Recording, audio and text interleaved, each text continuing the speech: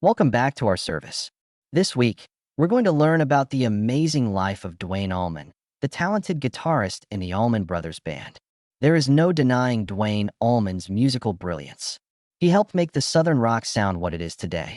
Even though he was only here for a short time, Duane's music and impact continue to inspire many musicians and fans. From being poor to becoming a rock star, his path was full of both successes and failures. One of the hardest things he had to deal with was the pressures of fame. How did Duane Allman deal with problems? But how did he get past them to leave a lasting mark on the history of music? Join us as we talk about how the band got started, how they became famous, and Duane Allman's lasting impact on the world. In this movie, everything is shown. Allow us to follow along. His parents, Willis and Geraldine Allman, gave birth to him on November 20th, 1946, in Nashville, Tennessee. Greg Allman, his younger brother, was born the next year and grew up with him. Willis Allman, their father, was a second lieutenant in the U.S. Army and had been a non-commissioned officer in the Army during World War II. On December 26, 1949, a crazy stranger killed Willis Allman near Norfolk, Virginia, where his family was stationed at the time. This terrible loss had a huge effect on the Allman family. After Willis died, Geraldine attempted to start over with her two young boys. She chose to rebuild their lives by moving to Daytona Beach, Florida, in 1958. The big change in Duane and Greg's lives happened when they moved to Florida. Geraldine started a new job as an accountant in Daytona Beach. She worked very hard to support her family. Even though they didn't like Castle Heights Military Academy in Lebanon, Tennessee, where they were sent at first, the family kept trying to find security and a fresh start in Florida. Greg and Duane went to Seabreeze High School after moving to Daytona Beach. During these important years, they became more and more interested in music. For Christmas, Greg got a guitar, getting him interested in music, while Duane was more interested in motorcycles at first. Duane quickly became interested in music, especially after seeing the famous blues artist B.B. King play King in a show. Duane was so inspired by this event that he traded the broken parts of his motorbike for his own Silvertone guitar. The Allman Brothers' musical journey was greatly affected by their move to Florida and the death of their father. Greg Allman, Duane's younger brother, got him interested in music in the first place. The first person to get a guitar for Christmas was Greg, but Duane quickly became interested in the instrument as well. Even though Duane was left-handed, he learned to play a guitar with his right hand. This was an early sign of how flexible and talented he was. The guitar was a source of conflict for the boys, but it also brought them closer together and helped them form a strong musical bond. Starting in the early 1960s, Duane and Greg started playing music together in neighborhood bands. The Escorts were one of their first bands. Later, they changed their name to the Almond Joys. The brothers played at a number of local venues during these formative years, getting practice and improving their skills. They clearly loved music because they trained nonstop to get better at what they did. There were many kinds of music that the Allman Brothers liked. Going to a rhythm and blues show with the famous B.B. King was the turning point. You Are King. This event had a big effect on Duane. It made him love blues music even more and pushed him to improve his guitar skills even more. Duane quickly got better at playing the guitar, and he soon beat himself, becoming the better musician of the two. Greg finished from high school in 1965, and the Allman Joys went on a tour of the Southeast United States. This tour gave them useful performance practice and helped them get fans in their home area. As they became more well-known, they moved to Nashville, where they continued to grow professionally and musically. By early 1967, Duane and Greg's band had changed again. This time, they were called Hourglass. After moving to Los Angeles, the band made two records for Liberty Records. The first was called Hourglass, and the second was called Power of Love. But they were having trouble being creative because the record label wanted to make them into a pop band, which was not in line with their artistic vision. During this time of unhappiness, Hourglass finally broke up in early 1968. After Hourglass broke up, Duane Allman went back to Florida with a clear goal: to start a new band that would let him really share his musical ideas. He started holding jam sessions, which is how the players who would later form the Allman Brothers Band met each other. As lead guitarist, Duane Allman was one of the most important players. With his unique slide guitar playing, he set the band's musical direction. His younger brother Greg Allman sang soulfully and played the Hammond organ. His heartfelt words gave their music more depth. Dickie Betts' guitar style went well with Duane's. With his catchy solos and songs, like the famous In Memory of Elizabeth Reed. Barry Oakley's lively and complex bass playing gave the band a sound base, and his close friendship with Duane made them stronger as a whole. Both drummers, Butch Trucks and Jai Johani, and Jima Johansson, added a strong and complex rhythm section. Jima's jazz background gave the music a unique taste. Even though the members of the band were very skilled, they had a lot of problems in the beginning, like not having enough money and having to start over. The Big House was a house in Macon, Georgia, where they lived and trained together. Living close together helped them get closer, but it also brought to light their money problems. On March 26, 1969, at the Jacksonville Armory in Florida, they played their first public show as the Allman Brothers Band. It went well and showed off their unique style. However, the band kept running into problems. To build their image and improve their skills, they played nonstop at different venues for little pay. A run of free concerts in Macon's Central City Park helped them get known in the area and caught Phil Walden's attention, a music producer who would later manage them. They signed a deal with Capricorn Records, a new label that liked their style of Southern rock, thanks to Walden. At Atlantic Studios in New York City in August 1969, they started making their first album, the Allman Brothers Band. The record came out in November 1969 and didn't sell very well at first, but it got good reviews. Songs like Dreams and Whipping Post that they would play at all of their live shows. Because the band was always on tour and committed to live shows, they slowly built a group of loyal fans. Their lively stage appearance and long improvised jams made them stand out from other bands at the time and showed how well they were getting along and how good their music was. The Allman Brothers Band was made up of great artists who all had the same goal. The problems they faced at first only made them stronger and more united. Because they worked hard and loved music, they left a legacy that still affects many singers and changes rock music. The Allman Brothers Band became famous because of how great they were live. That their live record at Fillmore East was a huge hit. These two things solidified their place in rock music history and showed how talented and well-matched they were as a band. Right from the start, the Allman Brothers Band stood out for how well they played live. It wasn't just music at their shows, it was an experience. The band was known for long, improvised jams that showed off how good they were as players and how close the members were to each other. Every member brought something different to the stage, and when they all worked together, they made an electric atmosphere that held people's attention. The band's steady touring routine was a big part of how well-known they became. They played all over the United States nonstop, often doing more than one show in a single night. Their commitment to live shows helped them build a group of loyal fans that grew with each show. Their intense and unplanned shows set them apart from other bands of the time. When they recorded their live album at Fillmore East, it was the height of their live show success. The album was recorded over 2 nights at the Fillmore East in New York City in March 1971. It really caught the live energy of the Allman Brothers Band.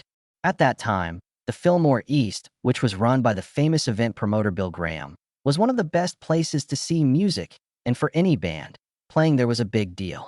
In July 1971, At Fillmore East came out as a double recording. Longer versions of their songs were on it, showcasing how well the band can improvise and how well the players can work together. Songs like Whipping Post and In Memory of Elizabeth Reed became standard versions that showed off not only the band's technical skill, but also their emotional range and sense of what music should sound like. Many critics gave the record great reviews, and it did well in the stores. It went straight to the top of the charts, and within 2 weeks, it was on the American records. The record got good reviews for having a lot of raw energy and sounding exactly like the band played live. It was the band's big break.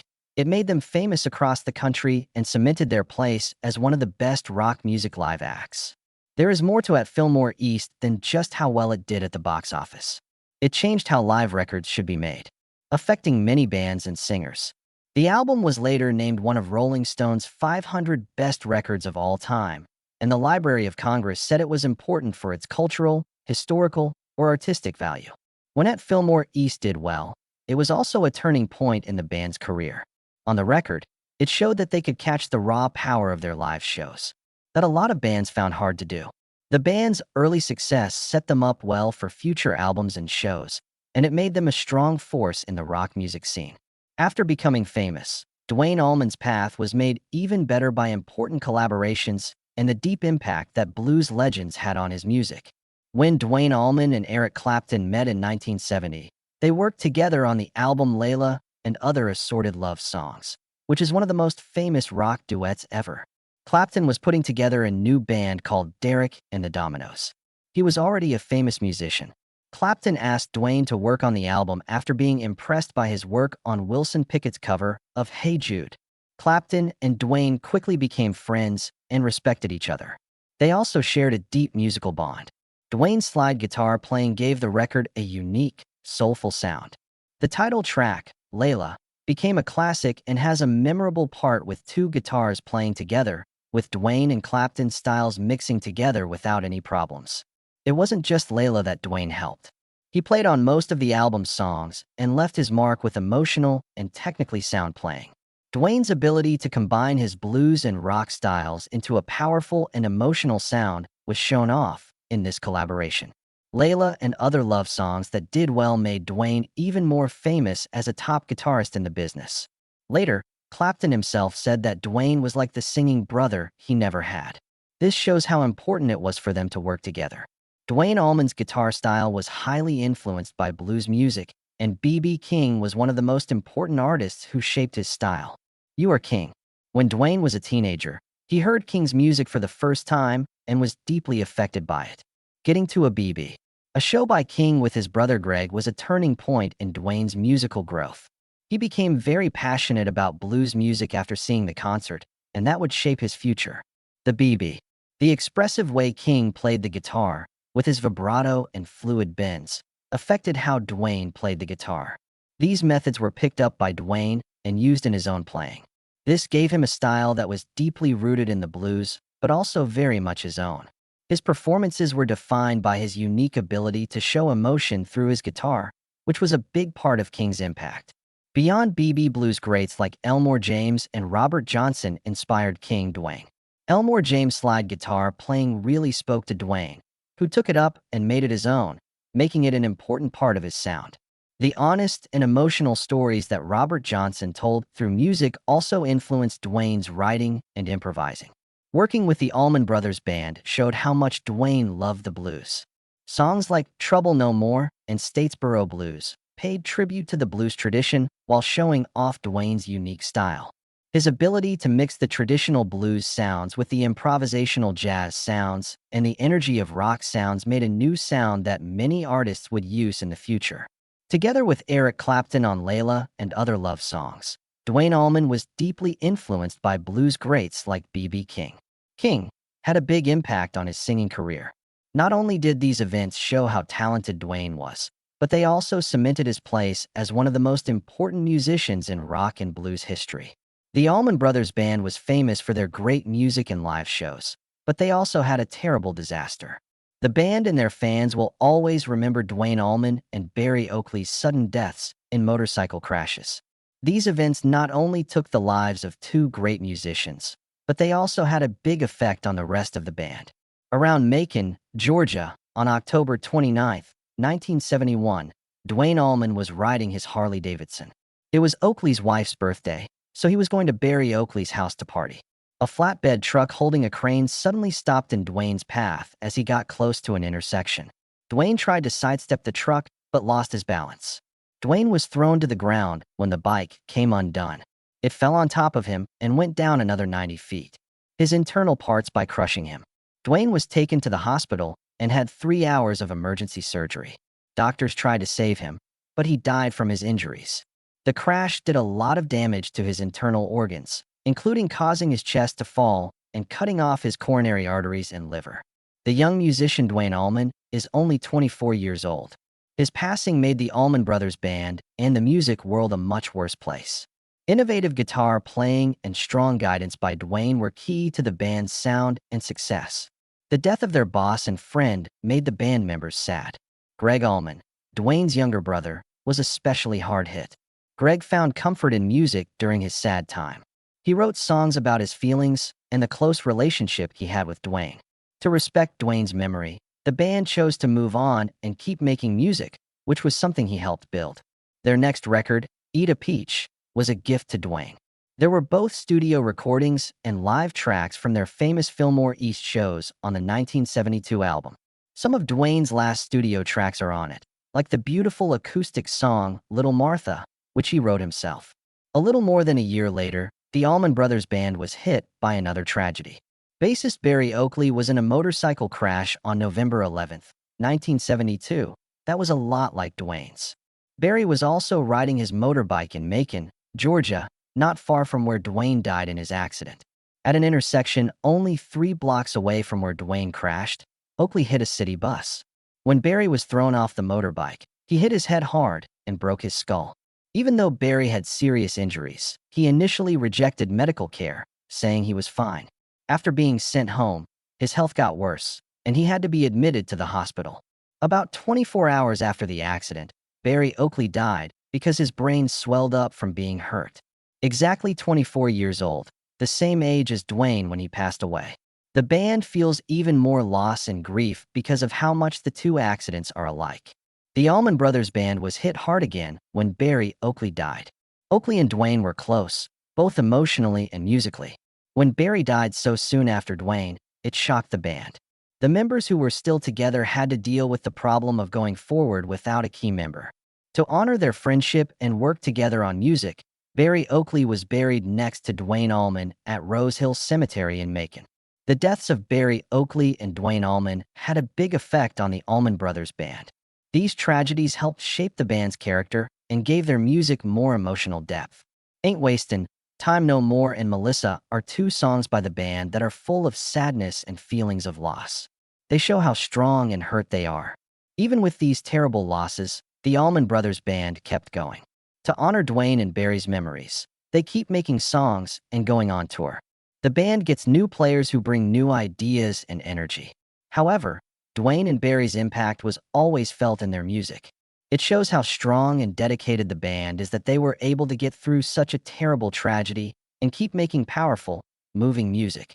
When Duane Allman and Berry Oakley died, the Allman Brothers Band became even more popular. In 1995, they were inducted into the Rock and Roll Hall of Fame for their ability to get over personal loss. Even though they went through 2 tragedies, their music continues to inspire artists and fans of music. The band's lasting fame and impact honor the lives of Duane Allman and Berry Oakley. The members of the band, the Allman Brothers, have personal lives that are just as colorful and complicated as their music. Duane Allman had a short life, but he had important connections and a family that carries on his work. His younger brother, Greg Allman, has also been in some famous relationships, like the one he had with Cher, the pop star. It's clear that Duane Allman loves his music, but he also has important ties with other people. He is married to Donna Rusman, and they have a daughter named Galadriel Allman. Galadriel was born in 1969. Duane loved spending time with her, even though his job required him to be on the road a lot. Family and friends of Duane often talked about how happy and warm he felt after becoming a dad. Galadriel heard stories about how kind and talented her father was with music even though he died young. She later wrote a book called Please Be With Me, a song for my father, Duane Allman. In it, she talked about her dad's life and impact and showed how he was both on and off stage. Greg Allman, Duane's younger brother, also had a rough personal life full of love relationships. Getting married to Cher is one of his most well-known things. Cher had just finished a messy split from Sonny Bono in 1975 when she met Greg Allman. They quickly become close emotionally, even though they are different. Greg said that Cher looked beautiful and compared her to a magical mermaid. After Cher's divorce was complete, they got married in Las Vegas only a few days later. However, their marriage ran into problems right away because Greg was addicted to drugs and booze. There were only 9 days between the wedding and Cher's divorce filing, because she couldn't stand how much Greg used drugs. They got back together a month later, though, and had a boy together in 1976, named Elijah Blue Allman. There was both passion and trouble in their partnership. In fact, Greg and Cher tried to make a living together by putting out a record called To the Hard Way under the name Allman and Woman. The album, on the other hand, did not do well, and their personal and business differences became too big to bridge. It was hard on Cher and Sonny Bono's marriage when they got back together for a new TV show. They finally split up in 1977 and got a divorce in 1979. Greg later said that they broke up because he couldn't stop using drugs and booze. The Allman Brothers Band had a lot of success as a band, but they also had a lot of problems and disagreements. Two big problems for the band were drug abuse and legal problems, which made them less motivated and less likely to do things. The Allman Brothers Band has a lot of problems with drug abuse. They got more and more hooked on drugs, especially cocaine, as their fame grew. In his book, My Cross to Bear, Greg Allman wrote about how the band members became more and more involved with an unhealthy lifestyle where drugs were always present.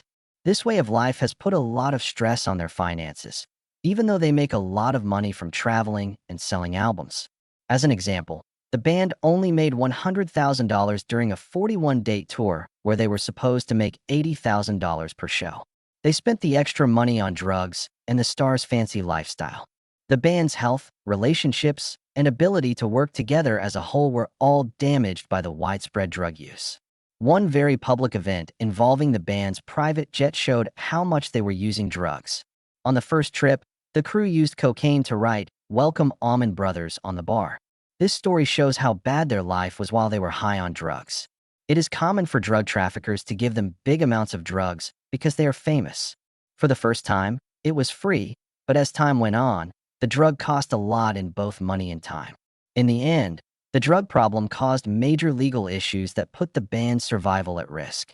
In 1976, Scooter Herring, who was Greg Allman's personal road manager, was linked to a drug ring run by an infamous mobster named J.C. Hawkins. Herring's job included getting drugs for the band, and the fact that he was involved with organized crime made the police pay more attention to him than they should have. The FBI started an investigation because they thought Herring was involved in the drug deal. It's hard for Greg Allman to avoid getting sued. At first, he refused to help with the probe, but the threat of going to jail for perjury made him change his mind. Greg gave evidence against Herring in return for immunity under a lot of pressure. Because of this evidence, Herring was found guilty and given a sentence of 75 years in prison, but this sentence was later overturned on appeal in 1978. Some band members saw Greg's choice to testify as an act of betrayal, even though it was meant to help them. This event caused a big split in the band, which led to a short breakup and death threats against Greg, who needed police protection. Legal issues and fights within the band caused by drug problems made it hard for them to do their work. The members of the band lost a lot of trust in each other, and they lost the togetherness that had been their strength. These events had a huge effect on their lives, making it hard for them to act and record together. While under a lot of stress, the Allman Brothers Band kept going even though they faced many problems. As a wake-up call for many band members, these events showed the evil side of the rock and roll lifestyle. Duane Allman has had an impact on music that goes beyond his time with the Allman Brothers Band. With his creative use of slide guitar and his ability to mix blues, rock, and jazz so well, Duane set a new standard as a musician. A lot of musicians have been influenced by his emotional and skilled playing. It was Eric Clapton and Duane that worked together on the famous record Layla and other assorted love songs. Clapton often talked about how Duane had a big impact on his own music and called him a musical brother he never had. The way Duane linked different types of music is another way that he left his mark. His work at Muscle Shoals, where he played with Wilson Pickett and Aretha Franklin, showed how versatile he was and how much he knew about music. Many musicians have been inspired by this ability to work across genres, inspiring them to try new things and discover their own styles. A lot of current guitarists' work shows how much Duane Allman influenced them. Duane has had a big impact on the music of Derek Trucks, Warren Haynes, and Gary Rossington, among others. In his shows, Derek Trucks, who later joined the Allman Brothers Band, often paid tribute to Duane, carrying on the tradition of great slide guitar playing. A big change in the music business was also caused by the Allman Brothers Band's commitment to live shows. Their improvised style and long jams changed the way live rock concerts were done, inspiring groups like the Grateful Dead and Phish. Their concerts set the standard for how energetic and spontaneous live rock music could be, leaving a legacy that still inspires live artists today. How do you feel about Duane Allman and the Allman Brothers Band? They were the first artists to play Southern rock music, and their unique style, powerful performances, and heartfelt feeling in every note they played will never be forgotten. Duane Allman died too soon, which was sad, but his music and memory live on. Post your thoughts in the comments section below, and let's talk more. Please make sure you subscribe to our station so you don't miss any more stories that will move and entertain you. Thank you for seeing this. We'll see you in the next movie soon. I guess.